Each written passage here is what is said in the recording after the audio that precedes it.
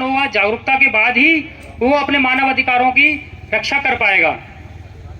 ऐसे ही हमारे ग्वालियर में भी कई हमारे पास घटनाएं आई हैं जिसमें कि पीड़ित व्यक्ति की थाने में एफआईआर नहीं लिखी जाती थी, तो अब काफ़ी सुधार आया है। कई थानों में एफआईआर, हमारे यूट्यूब चैनल है मानव अधिकार सामाजिक न्याय आयोग, उसमें आप देखेंगे कई ऐसे पीड़ित व्यक्ति थे, गरीब व्यक्ति थे जिनका सुनवाई नहीं थी, जिन्हें विधायक से मंत्री से फ़ोन करवाना पड़ता था। उसके बाद भी विधायक मंत्री एक ही बार फ़ोन करते हैं, बेचारे उनके पास व्यस्तताएं होती है, नहीं कर पाते बार बार फ़ोन, उनको पेंडिंग में डाल दिया जाता। तो उनकी भी कई एफआईआर कराई हैं। गरीब लोगों को काफ़ी लोगों की एफआईआर हुई हैं जिनको पीड़ित, हमारा उद्देश्य यही होता है कि अगर कोई पीड़ित व्यक्ति पुलिस के पास जाता, हमारे पास आता है कि हमारे संग अन्याय हुआ, तो हम उसकी एफआईआर दर्ज करवा सकते हैं, ये हमारे पास अधिकार है।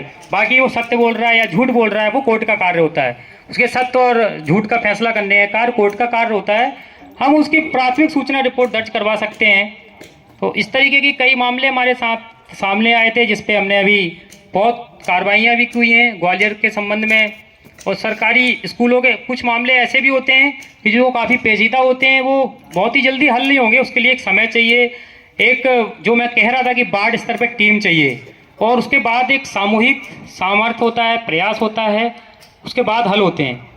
और मानव अधिकारों के ज्ञान की बात है तो मानव अधिकारों का जो हमारे जो फंडामेंटल राइट्स हैं, तो वो भी सिविल पॉलिटिकल जो हमारे राइट्स होते हैं, जो हमारे उसके तहत हमारे संविधान ने फंडामेंटल राइट्स दिए हैं। फंडामेंटल राइट्स आपने अपनी संविधान में आपने पढ़ा होगा 10th में 12th में, तो आप उनको भी कभी स्टडी किया करें। आप उसके संबंध में भी मानव अधिकार की पुस्तकें हैं, उनमें आप उसको पढ़ सकते हैं और उसको आप समझें। हमारे जो नागरिकों के मौलिक अधिकार हैं, वे भी मानव अधिकार हैं।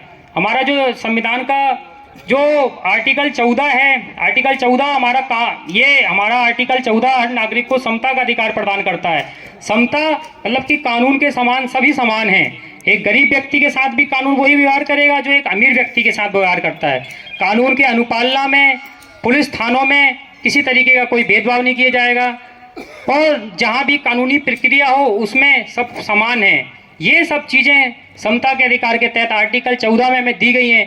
इसके संबंध में भी आप अध्ययन कर सकते हैं, और अध्ययन ना करें तो आप प्रैक्टिकली भी इसको आप सीख सकते हैं कि जहाँ भी आपको लगता है कि आप कहीं एफआईआर दर्ज कराने गए हैं और सामने कोई व्यक्ति आपसे संपन्न है, आपसे धनाढ़ है, तो आप उससे आप ये नहीं सोच सकते कि भाई ये इसके पास ज़्यादा धन है, धनाढ़ है, तो उसकी हमारी सुनवाई नहीं होगी। भारत का संविधान ये हमें आज्ञा देता है, ये हमें संविधान जो इस चीज़ की आज्ञा देता है कि कानून के समक्ष सभी समाधान है। आर्टिकल 14 समता का अधिकार, कानून के समक्ष समता का अधिकार हमें जो प्रदान करता है, समानता का। सार्वजनिक क्षेत्र हैं, सार्वजनिक क्षेत्रों पे हम जाते हैं, अगर हमें कभी ऐसा लगता है कि सार्वजनिक क्षेत्र हैं, जो भी शासन की चीज़ें हैं, चाहे वो पर्यटन स्थल हो, चाहे वो शासन के कोई भी विश्वविद्यालय हो, शासन का कॉलेज हो, अगर आपको वहाँ लगता है कि आपके साथ दुर्व्यवहार किया जा रहा है या फिर आपके साथ वहाँ पर भेदभाव किया जा रहा है, तो ये भी आर्टिकल 15 के तहत आपको ये अधिकार प्रदान करता है कि सरकार की समस्त चीज़ें, सरकार के समस्त संसाधन, अस्पताल, थाने और विद्यालय जो भी शासन अपनी चीज़ें देता है, नागरिकों में समान रूप से वितरण करने के लिए देता है। आप इस संबंध में भी आवाज़ उठा सकते हैं। कई बार मेरे पास कॉलेजों से भी फ़ोन आते हैं, गवर्नमेंट कॉलेजों से आते हैं कि प्राइवेट कॉलेजों में मैनेजमेंट सीटें होती हैं और वो अपने हिसाब से अपनी सीटें बुक कर देते हैं, प्राइवेट स्कूलों में कर देते हैं। तो ये भी एक अपराध है इसकी, लेकिन लड़ाई बहुत लंबी है। इसके संबंध में भी अगर कोई शिकायत आती है तो आप बताएं, क्योंकि ऐसा अगर कोई करता है, कोई विश्वविद्यालय ऐसे करता है कि किसी मेरिट के आधार पे चयन नहीं करके